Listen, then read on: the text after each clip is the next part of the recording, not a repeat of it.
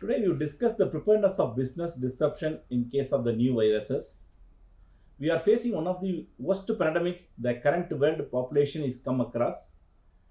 While we are remaining optimistic that we are slowly coming out of the current COVID pandemic, we cannot overconfident and state the worst is over and there is a light in the end of the tunnel. There might be new viruses and new pandemics which can happen anytime, anywhere in the world. The most important lesson we have learned in this pandemic is all the countries are closely interconnected. Viruses and pandemic do not discriminate between the race, country, and geographies.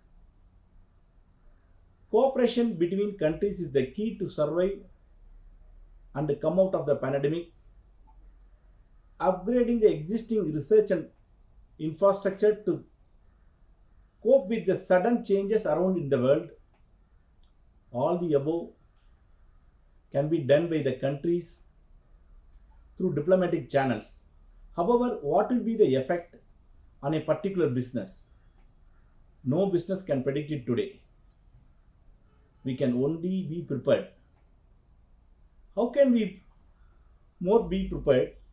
What real-time sensing and coordinating mechanism will use to respond to events we can never fully anticipate?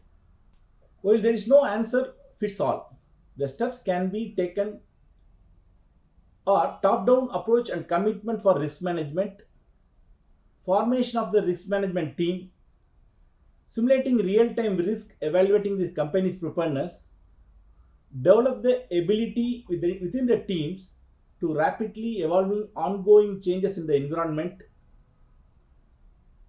The goal is not create a specific rules for the responding to specific threats, but to practice new ways of problem solving in an unpredictable and fast changing environment. By developing a culture and mechanism that support superior adaptive capability, companies will inoculate themselves against a range of threats, not just a pandemics. They will become a more resilient and competitive in the complex and uncertain business of business.